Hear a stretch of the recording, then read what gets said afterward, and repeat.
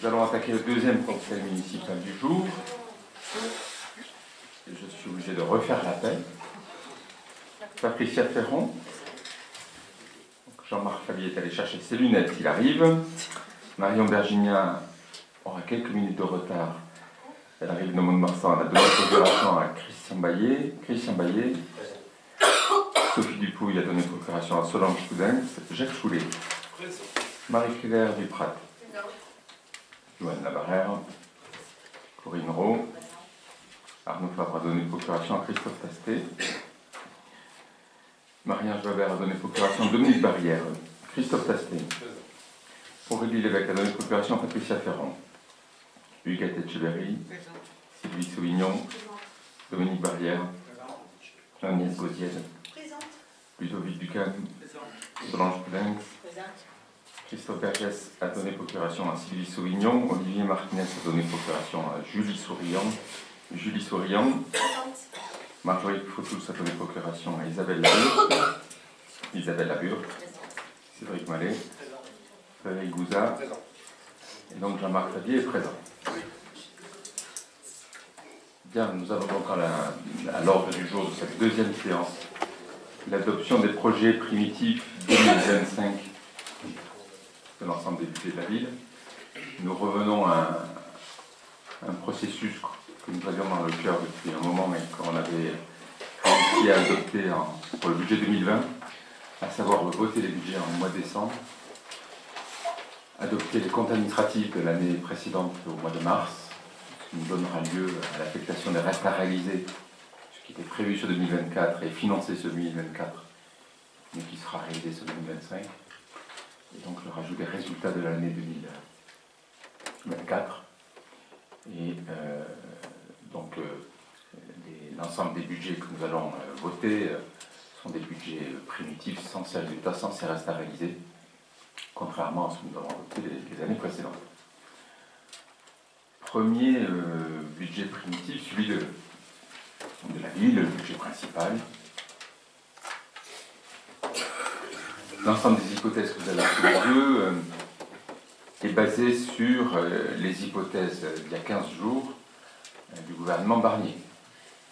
C'est-à-dire sont intégrées là-dedans toutes les mesures de réduction des déficits publics pour lesquelles les communes avaient une part de contribution, qui intégraient donc des augmentations de recettes, notamment les 4% de cotisation employeur en plus sur l'ensemble de nos agents publics, des augmentations de dépenses, pardon, mais également des baisses de recettes, notamment sur la FCTVA. Pour autant, on a fait le calcul si nous n'avons aucun budget voté. Qu'est-ce que ça change? Si aucun budget de l'État n'est voté, les baisses de recettes que nous pourrions avoir au pire des cas, c'est-à-dire imaginons que nous n'ayons pas de révision des bases. Nous aurions dans ce cas des recettes identiques à l'année précédente. Quelques postes augmentent, notamment le 0,13, quelques postes baissent et taillent. Dans cette situation, les dépenses seraient identiques à l'année précédente aussi. Et donc, ce budget, même s'il est basé sur une hypothèse qui va évoluer, dans son esprit, est le même que s'il n'y avait pas de budget, à savoir que l'idée qui est la nôtre, c'est que les dépenses n'augmentent pas plus vite que les recettes, pour que nous restions dans les mêmes équilibres que précédemment. Et si nous n'avions aucun budget de l'État voté, nous n'aurions aucune évolution des dépenses, c'est-à-dire que nous voterions un budget 2025 en dépenses globales équivalentes sur le fonctionnement des dépenses 2024. Comment arriver à ça? Tel que je le disais dans le débat d'orientation budgétaire, continuant l'effort de réduction des consommations d'énergie. Nous avons changé les ampoules à la salle capitulaire par des éclairages LED la semaine dernière.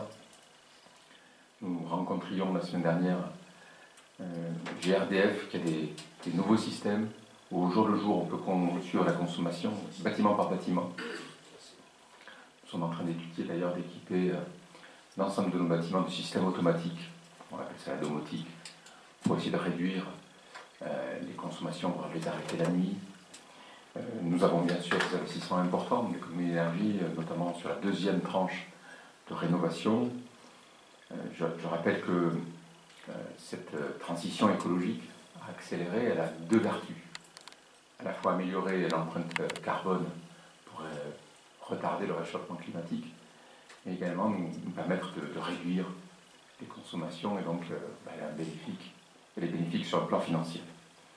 Ainsi, sur 2025, nous pensons économiser 64 000 € sur les charges à caractère général. Donc, première idée, limiter le plus possible l'évolution des dépenses. La deuxième, c'est d'être extrêmement prudent sur les recettes. Extrêmement prudent sur les recettes. À nos yeux, il vaut mieux anticiper le pire. Et si des bonnes nouvelles arrivaient, ça serait des recettes en plus.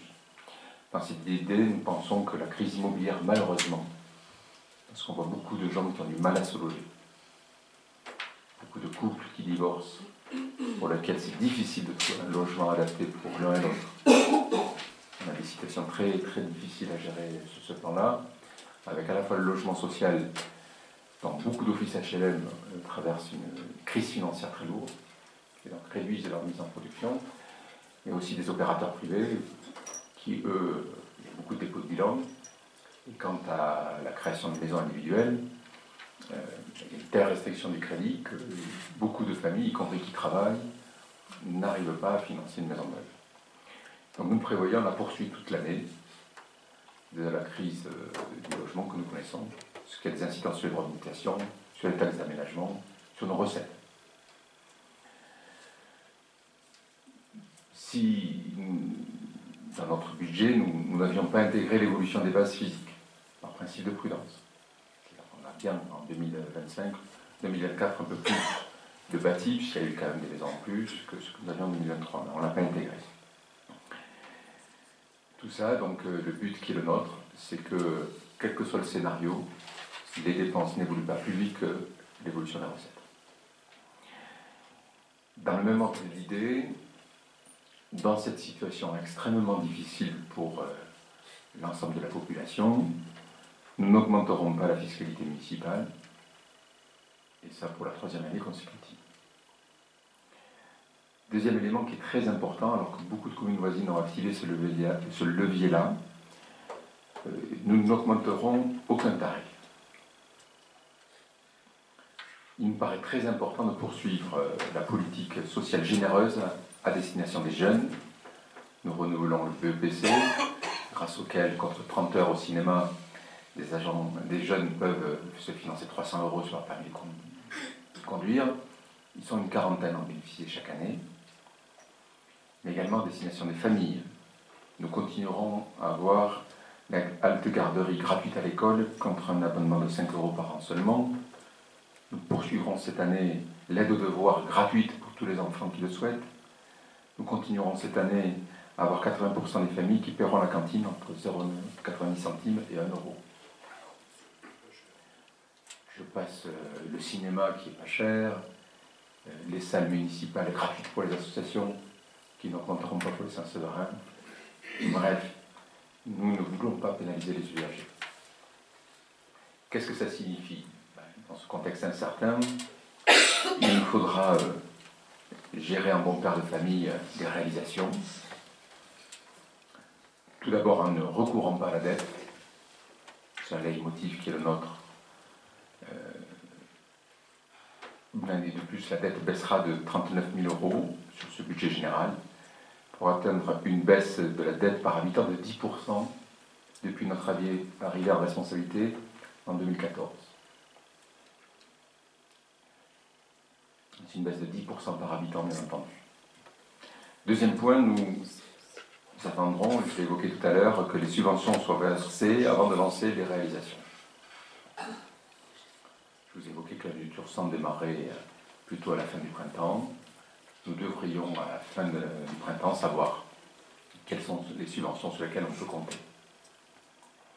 Et donc, il faudra prioriser les chantiers Et je redis les priorités que nous avons affichées il y a 15 jours lors du débat d'orientation budgétaire. Pour nous, la première priorité, c'est la réflexion de l'avenue du Tursan, qui est dans un état de délabrement qui nuit à l'image de la ville, qui donne pas envie de traverser cet axe. Qui est si important, c'est là qu'on a la crèche, le pôle jeunesse, mais également l'entrée de ville, une des entrées de ville principales et un grand pôle commercial. La deuxième, c'est demander à notre régie de bâtiment de poursuivre l'effort d'entretien des bâtiments, avec notamment un effort cet été sur les écoles maternelles et Verali. Et troisièmement, et vous avez pu le constater pour ceux qui sont allés dans ce quartier, nous poursuivrons l'amélioration des espaces publics. On essaye chaque année de faire un ou deux quartiers. Donc le lotissement Sartoulé a démarré. Tous les trottoirs en grave sont maintenant enrobés. Je crois que c'est un vrai changement pour ce quartier-là, qu'elle avait bien besoin. Et dans son prolongement, nous referons la requalification de la rue du Beda, sur laquelle nous sollicitons une aide de la communauté de communes, mais également l'ensemble des abords de l'école maternelle et de la Loubert, pour lequel on a eu une aide l'an dernier et de la communauté commune et du département. Au final, grâce à l'épargne de la commune, nous prévoyons d'inscrire dans le budget primitif 1 677 000, donc 1 677 000, un peu moins d'1,7 million d'euros de travaux, auxquels viendront se rajouter lors du vote du budget supplémentaire les résultats positifs de 2024 et les restes à réaliser. Voilà ce que j'avais à vous dire sur le budget général de la ville, qui est donc basé sur les hypothèses du gouvernement Barnier, mais qui, si nous venions de ne pas avoir de budget, répondra au même principe des dépenses stables et qui n'évoluent pas plus vite que les dépenses, les recettes que nous imaginons aussi s'il n'y avait aucun budget voté à l'identique de l'an dernier. Y a-t-il des remarques ou des commentaires? Oui, M. Mallet. Oui, donc comme je l'ai dit lors du DOB, vous nous présentez un budget avec beaucoup d'inconnus. Déjà, le précédent, bien que réalisé plus tard, en 2024, comme ça nous a été dit en commission, il avait déjà été largement surestimé. Donc voilà, c'est difficile de partir sur un budget avec autant d'inconnus. Et ce que vous nous annoncez maintenant, voilà, c'est pas de nature à affirmer, à assurer quel sera le budget réellement de l'année. Pour autant, ce budget et les dernières positions que vous avez prises montrent quand même vraiment votre souhait. Vous avez, et c'est affiché, vous dites que rien ne change, mais avec les choix que vous faites, vous avez choisi de diminuer les subventions aux associations, puisque depuis 2 ans, elles ont diminué, alors que l'inflation en parallèle, au moins aurait dû les augmenter de 10%. Vous avez également choisi de privatiser les repas de nos enfants et des aînés, vu que pour vous, eh bien, cela coûtait trop cher. Donc voilà, c'est justement dans les moments compliqués où au contraire on devrait plutôt se recentrer ce qui est important pour les habitants. Vous nous parlez de la dette, encore une fois, on en discute à chaque fois et on ne sera jamais d'accord, c'est pas un effort de la part de la commune, puisqu'il n'y a pas de remboursement de la part de la commune sur ce montant-là, c'est uniquement un jeu d'écriture. Mais pour corroborer là, ce que je dis, les échéances de prêt, donc les remboursements d'emprunt de la commune, continuent d'augmenter. On passe de 730 000 euros il y a 2 ans à 780 000 euros aujourd'hui, donc ce qui veut dire que c'est un effort toujours plus important pour les Saint-Sévériens, et c'est surtout à eux que je pense, par rapport aux augmentations qui ont eu lieu, les augmentations d'impôts qui ont eu lieu, et servent surtout à ce remboursement. Donc c'est ce que vous avez fait subir à tous les propriétaires Saint-Sévériens. Et enfin, justement, dans la note de présentation et dans ce que vous avez annoncé, ça me fait un petit peu sourire quand vous parlez d'efforts sur les écoles avec un investissement de 15 000 euros. On ne peut pas parler que ce soit un grand effort. Et vous parlez des améliorations des espaces publics pour les quartiers, alors même que vous avez vendu tous les espaces verts qu'il pouvait y avoir dans les quartiers les plus anciens. Donc c'est pour ça que ça me fait légèrement sourire quand je lis et quand je vous entends parler de tout ça. Je peux répondre? Je vais répondre en premier. Ouais. Je vais répondre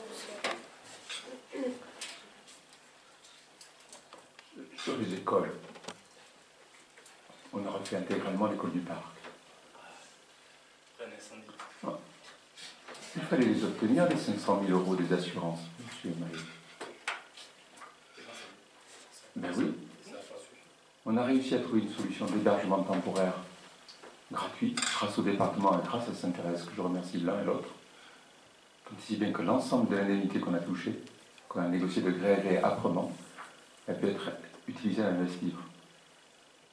Nous sommes allés chercher des aides exceptionnelles, notamment de l'État. Je remercie.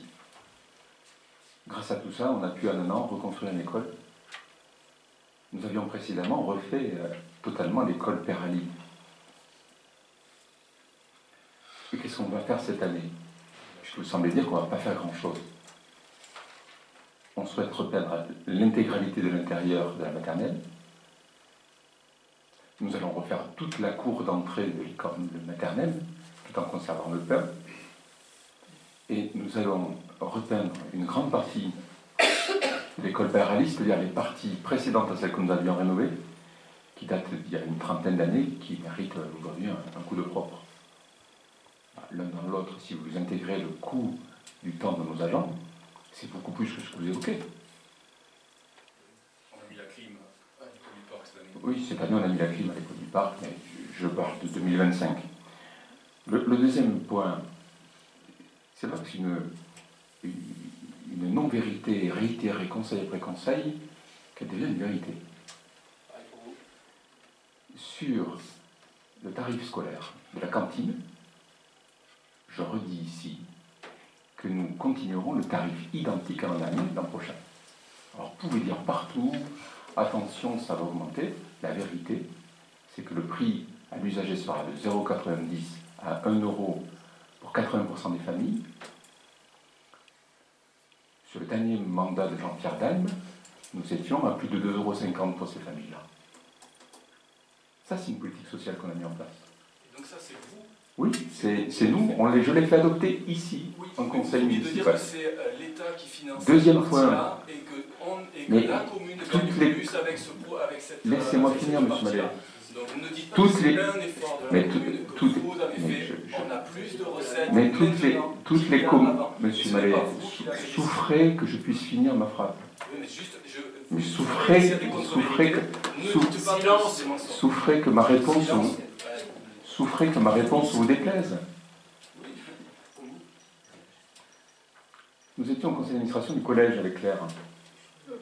Nous avons appris à cette occasion qu'au collège de Saint-Sevé, les repas coûtent entre 9 et 10 €. À Saint-Sevé, ils coûtent 5,60 €. C'est que donc le système en vigueur, il est performant. Et je vous rappelle qu'avec le prestataire privé qui gère la cuisine centrale pour la conception des menus, la livraison, l'encadrement du personnel, c'est Jean-Pierre Daim qui a mis ça en place en 2011. Nous l'avons que poursuivi. Nous avons donc un coût de repas qui est bien plus économique que celui d'une gestion publique à nos portes. Et donc, quelle est l'idée qui est le nôtre? Et c'est d'ailleurs la préconisation de la Chambre régionale des comptes, c'est de poursuivre ça. Rendez-vous au mois de septembre et vous verrez que j'espère que par la mise en concurrence et le marché que nous allons lancer, nous garderons un système performant qui permet à la fois de respecter Egalim, de produire localement en faisant de l'emploi local et de bénéficier d'un très bon tarif sur nos menus. C'est ça qu'on veut. Et quand on dit délégation de service public, c'est bien que ça reste un service public. Sur la baisse des subventions aux associations, écoutez, il y a 2 ans, le comité des fêtes, parce qu'il faisait un temps pourri, avait eu des fêtes où vous avez perdu beaucoup d'argent, nous avions fait une subvention exceptionnelle. Cette année, on a sorti cette subvention exceptionnelle-là. Je vous mets au défi de trouver une association autre qui n'aurait pas eu ce qu'elle a demandé ou qui aurait moins que les années précédentes. On reste sur un niveau d'investissement important.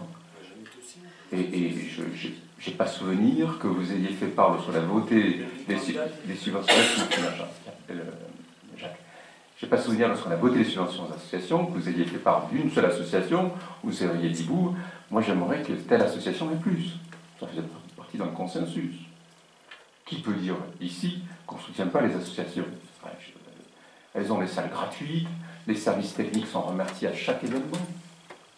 On monte des scènes, on a acheter des ponts lumière. Non, écoutez, voilà, les JA le week-end dernier sont venus à Saint-Sevé faire un événement nouveau. Ils sont sortis de là en nous remerciant, en disant vous avez un service comme formidable, un service aux associations qui nous a accueillis, c'était super, et des services techniques dévoués. Pour finir, sur le beaucoup d'inconnus, moi je crois que nous allons traverser des mois avec beaucoup d'inconnus. Et à vrai dire, je le regrette. J'ai été sûrement pas parfait, mais je préfère un mauvais budget à pas de budget. J'espère que dans les mois à venir, l'intérêt général primera. Ce n'est pas vraiment l'impression que j'ai eue hier soir. Et en tous les cas, quand je vois le sondage de ce matin, 72% des Français ont une mauvaise image des parlementaires par rapport à ce qui s'est passé hier soir, je crois qu'il n'y a que des perdants hier soir. Pour autant, qu'est-ce qu'on a mis dans ce budget? On a mis des choses fortes, pas d'augmentation d'impôts. Poursuite de tous les tarifs à vocation sociale. Aucun changement de tarif. Et l'idée simple que quoi qu'il se passe, les dépenses n'évolueront pas plus vite que les recettes. De façon à ne pas dépenser l'argent qu'on n'a pas. Voilà. Moi, quand il y a de l'inconnu, il faut avoir des valeurs claires, fermes. Quant à la dette, avouez entre vous et moi qu'il est quand même plus simple de l'augmenter que de la résorber. Mes prédécesseurs, en 2 mandats, ont fait 6 millions d'euros de dette en plus. Passé de 5 millions à 11 millions. En 10 ans, on a baissé de 10% par habitant. C'est quand même un changement. Qu'est-ce que ça veut dire? Ça veut dire que les 20 millions d'investissements qui ont été faits ces 10 dernières années, qui de l'aveu de tous, ont changé la ville. La restauration de l'abbatiale, l'aménagement de l'avenue du Général de Gaulle, de la chapelle de Perret jusqu'à la place du Cap du Pouille, tout le centre-ville, la place de Morlane, l'école du Parc, l'école de Paris, la Loubert. Tout ça s'est fait tout en baissant la dette. Et donc ça veut dire que tout ça a été financé par les subventions et l'épargne. Donc voilà, je sais que je ne vous mettrai pas d'accord, mais je voulais réaffirmer ça. Oui, Claire, vous vouliez dire quelque chose? Oh oui, je voudrais conclure. M. Mallet, il est très très sympathique. Enfin, j'ai l'impression qu'il a été piqué par une aiguille de foudre. C'est toujours la même litanie. C'est toujours la même chose qu'il raconte. Alors que vous me dites que l'école n'a pas eu, n'a rien eu. Enfin, allez voir ailleurs comment ça se passe. Franchement, on est les rois du pétrole. Moi, je ne sais pas, je n'ai jamais vu dans ma longue carrière une école aussi bien notée que celle de Saint-Sevé. Et on n'arrête pas de faire des investissements. Alors, écoutez, monsieur Mallet, arrêtez un petit peu parce que c'est toujours le même discours.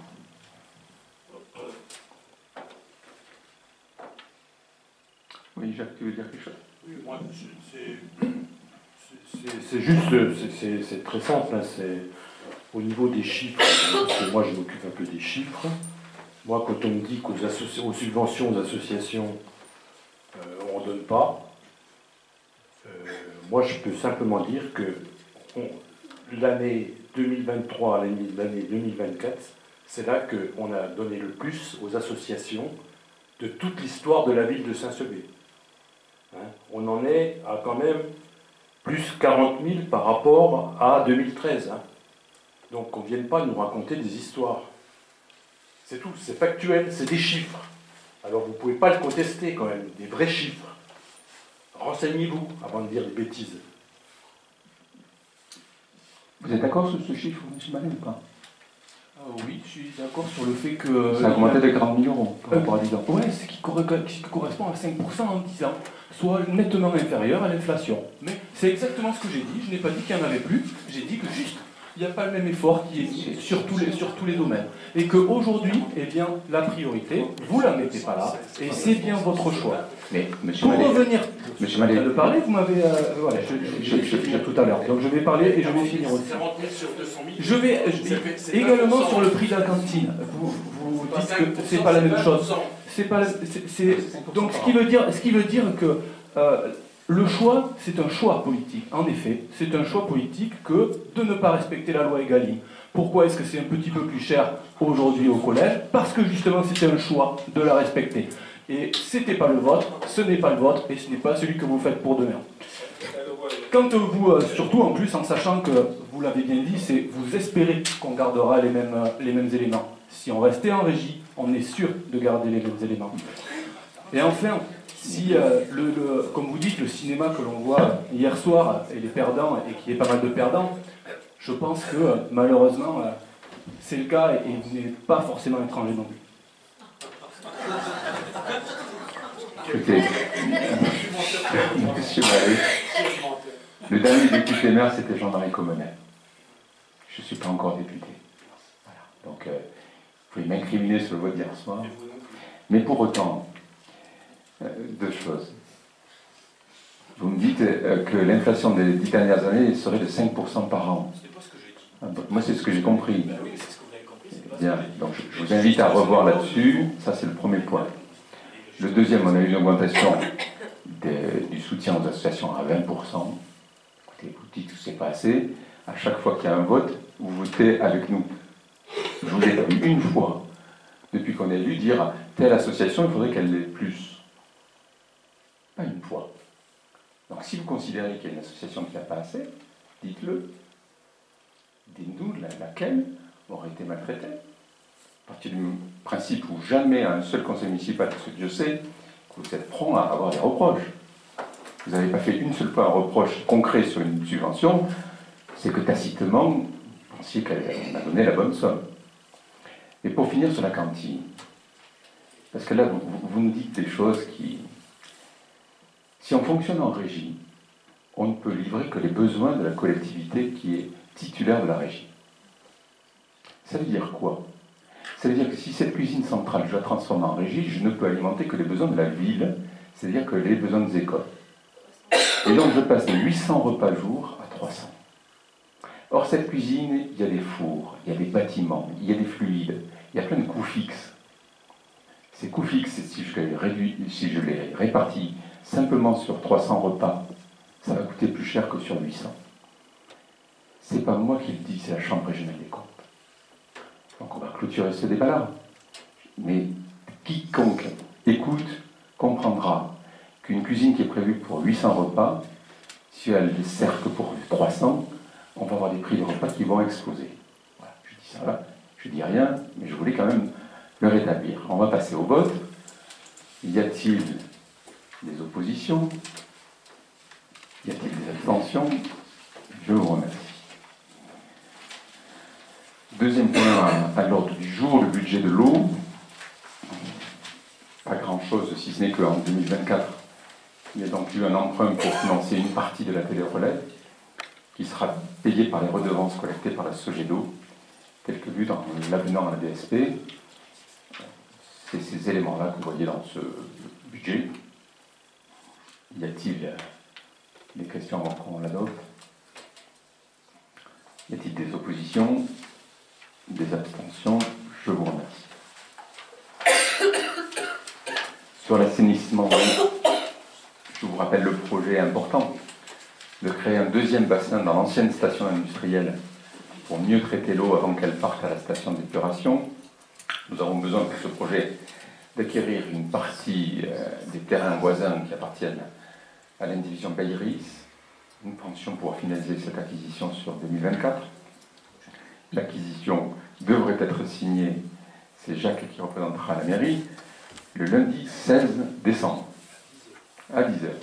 Donc, il nous restera un PC et un permis de construire à déposer, de façon à pouvoir financer une partie de cette réalisation par un fonds nouveau créé par l'État, qui s'appelle Aquagir, avec des taux extrêmement bas. Donc tout ça, qui était prévu sur 2024, est réinscrit sur 2025 et s'équilibrera en recettes et en dépenses.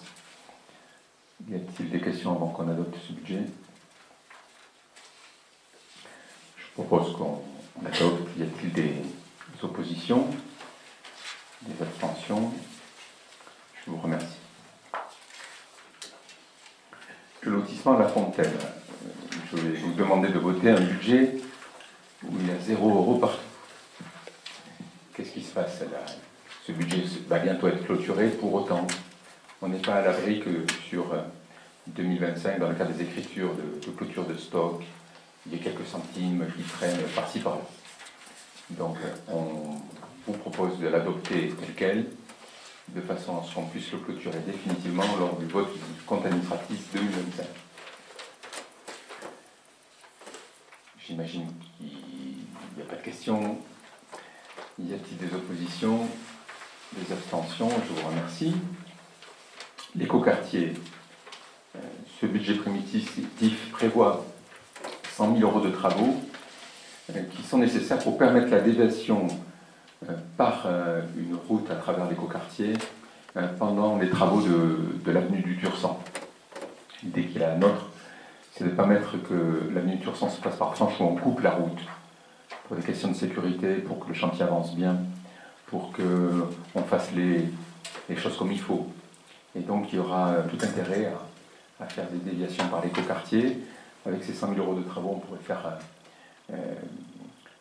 les déviations, notamment sur la partie entre chez Litran et le Cap, pour dire les choses assez simplement. En parallèle, nous avons 216 000 € de remboursement d'emprunts qui sont financés par 3 775 m² de vente. Nous avons aujourd'hui un achat en cours de finalisation d'un lot à 1000 m². Nous avons une touche sérieuse sur un lot à la vente qui fait entre 1600 et 1900 m². Grosso modo, il ne nous resterait qu'à vendre un lot de plus pour être sûr de pouvoir couvrir tous ces emprunts. Voilà les éléments que vous retrouvez dans ce budget, qui est bien sûr basé sur une hypothèse où le marché de l'immobilier de construction ne reprendrait pas cette année. Y a-t-il des questions avant qu'on adopte ce budget? Oui. Non, pas vraiment des questions, mais c'est toujours un budget qui est sensible et sur lequel on ne voit pas avancer grand-chose, donc ça ne vous étonnera pas de voir nos votes. Ça m'étonne, parce que je crois qu'on fait une très bonne opération financière. Pour moi, les budgets annexes, ils sont là pour enrichir la ville. Qu'est-ce qu'on a fait à l'écoquartier?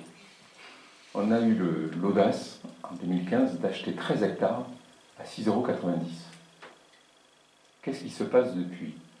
Les lois Allure, mais les lois climat-résilience, font qu'à terme, les espaces constructibles vont se raréfier. Et d'ailleurs, dans le PLUI, on a une diminution de 30% des terrains constructibles. Et cet écoquartier, qui est déjà en grande partie viabilisé, a pu garder l'intégralité de sa constructibilité. Tant et si bien que c'est le projet d'aménagement le plus important de Touches-à-l'Oscursan.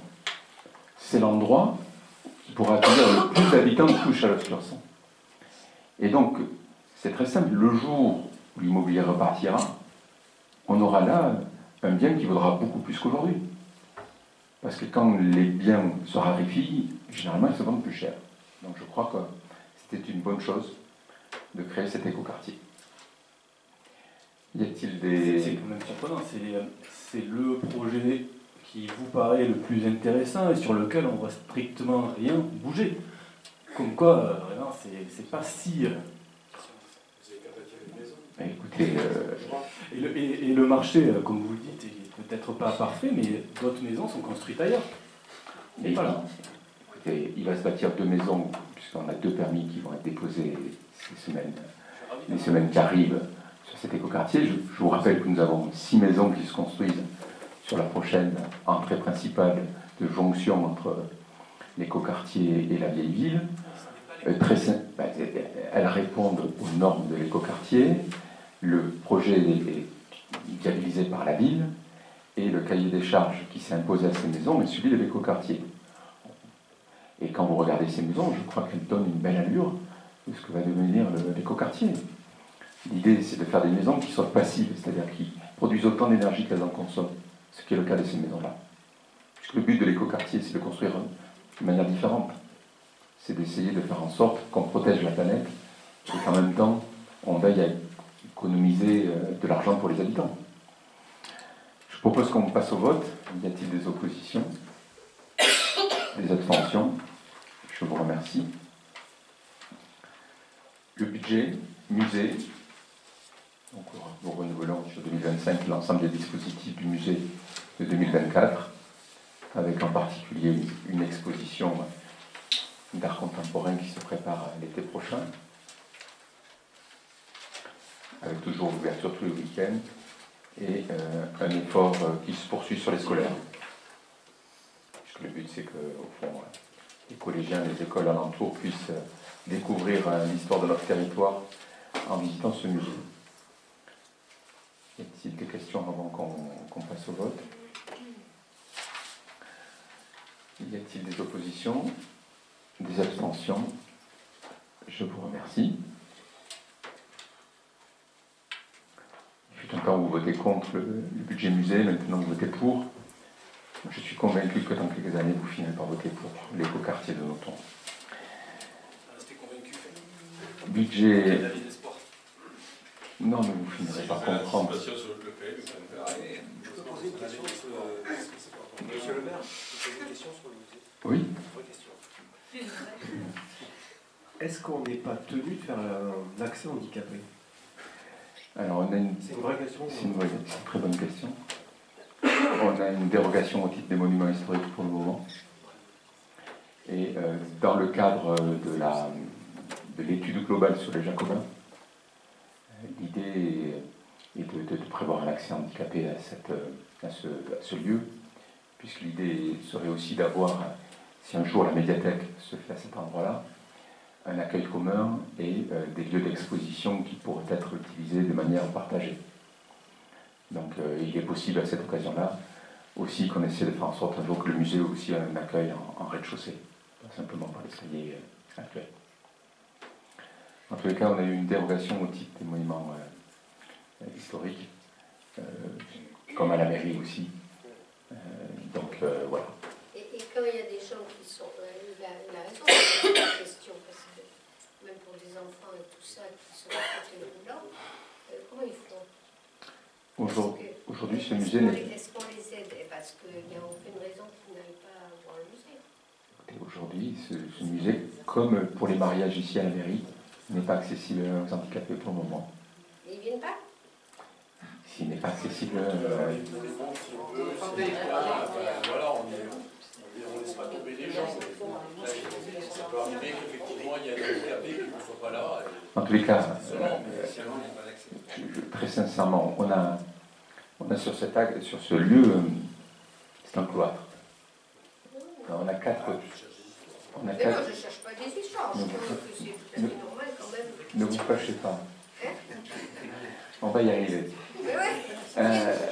Vous avez bien fait. En fait, on a quatre côtés. On a quatre. S'il vous plaît, est-ce que je peux répondre? On a quatre côtés.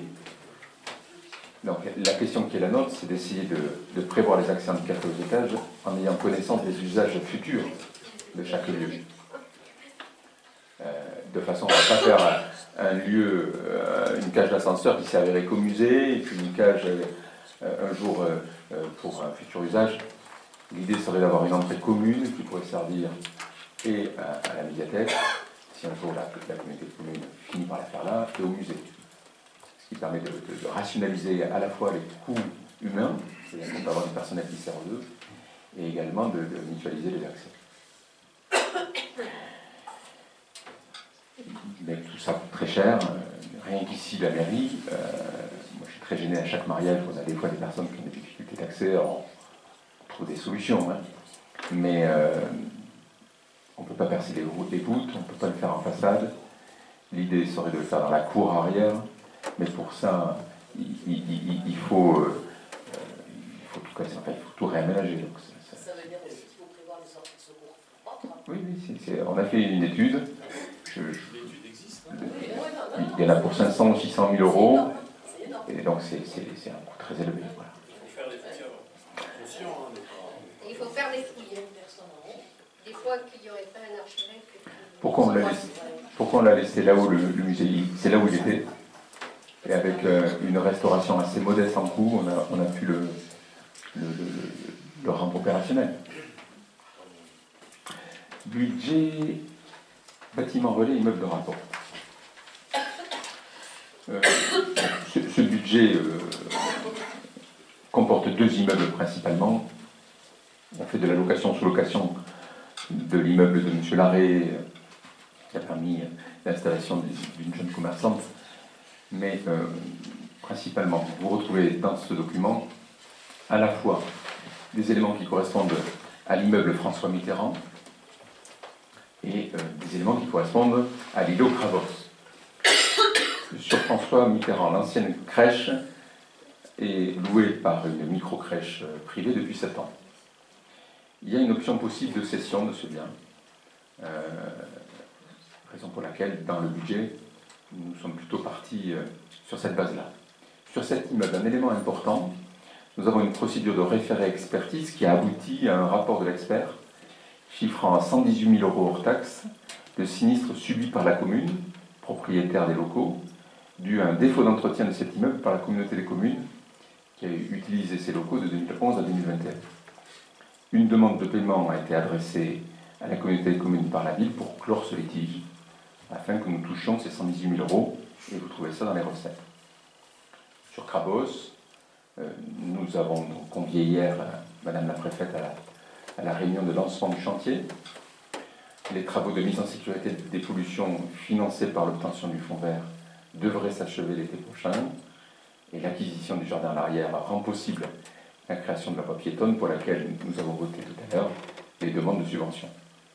Voilà ce qui se passe derrière les chiffres que vous avez sous les yeux. Y a-t-il des questions avant qu'on adopte? Oui, justement, comme vous l'avez dit, c'est un petit peu flou. Nous allons nous abstenir sur ce budget parce qu'on est d'accord, on a voté pour les subventions et sur les projets qui sont importants. Maintenant, c'est quand même assez surprenant qu'il n'intègre aucun loyer de la micro-crèche avec l'hypothétique vente de 300 000 €, peut-être réalisé dans l'année, mais ça n'empêche pas de pouvoir les intégrer. Et en parallèle, un prêt in fine qui est arrivé à échéance cette année et qui sera peut-être prolongé pour une durée plus longue sans qu'on en connaisse les modalités. Donc, un peu gêné de voter un budget avec autant d'incertitudes. Il n'y a aucune incertitude. Le budget, le prix que vous évoquez, ce n'est pas pour François Mitterrand, c'est pour Kravos. Qu'est-ce qui se passe à Kravos? Ce bien a bien entendu vocation à être vendu. Et dans l'attente de la vente, il y avait un pré-relais. Ce pré-relais arrive à échéance fin 2025, puisque l'idée de départ était de vendre ce bien à cette échéance-là. Si on regarde l'avancement des travaux, nous venions à le vendre d'une façon décalée. Bien entendu, nous avions intégré dès le départ, dans les clauses du pré-relais, la possibilité de le basculer en prêt classique, de façon à se donner du temps, et ce prêt serait fini, on le clôturera, on le remboursera par la vente du bien. C'est ni plus ni moins que les éléments de réponse qu'on a, enfin de philosophie qu'il y a là-dedans. Mais sur Kravos, enfin, je voudrais quand même dire une chose très forte. On a acheté un bien de 275 000 €, qui n'était que des bâtiments. Nous avons réussi à y greffer le jardin à l'arrière pour 120 000 €, ce qui donne du prix au bien. Mais de surcroît, on finance 1 million de travaux par l'État. Et donc, il y a une conclusion qui est très simple. C'est que ce bien vaut bien plus aujourd'hui que ce qui nous a coûté. Et que donc, à ce jour, la ville a gagné de l'argent sur cette opération. Quand vous achetez un bien 400 000 €, que vous faites 1 million de payés par l'État, moi, je pense qu'on a fait une bonne opération.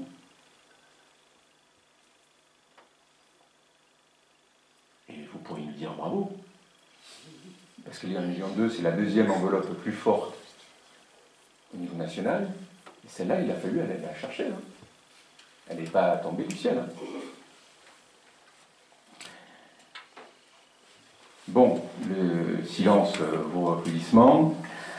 Je vais voter, on va adopter ce budget. Y a-t-il des oppositions?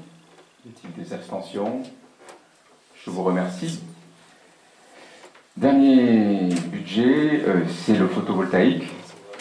Donc nous devrions être sur 2026, enfin 2025, sur un exercice qui se rapprochera des exercices suivants, c'est-à-dire que nous avons la Loubert qui fonctionne où on vend de l'électricité que depuis quelques semaines, et nous devrions, courant décembre, finaliser le contrat de vente de l'électricité pour la pas chère.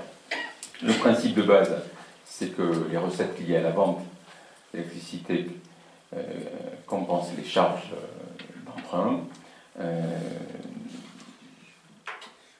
Quoi vous dire d'autre? Il y a un point important, c'est que la semaine dernière, on a eu une bonne nouvelle, puisque le recours de la CEPANSO contre le permis octroyé par Madame la Préfète sur la ferme photovoltaïque de Saoubière a été rejeté par le tribunal administratif de Pau. Et donc la CEPANSO a été déboutée. Permettant maintenant à ce projet de poursuivre son avancement. Y a-t-il des questions avant qu'on passe au vote? Y a-t-il des oppositions? Y a-t-il des abstentions? Je vous remercie. Mais je vous souhaite à toutes et tous de bonnes fêtes de Noël. Faites vos achats à Saint-Sevé. Il y aura un beau marché de Noël et des commerçants qui vous attendent. Et on se donne rendez-vous pour les vœux du Nouvel An qui auront lieu le samedi 11 janvier à 18h30. Ça me glisse à l'oreille de ne pas oublier deux choses. À la fois, il faut signer des documents. Et deux, nous avons demain soir le Téléthon avec le repas spectacle à partir de 19h30 au Jacobin. Je remercie tous les bénévoles et tous les élus qui portent cet événement. Et donc, c'est pour une bonne cause. Rendez-vous demain soir au repas du Téléthon. Bonne soirée à vous.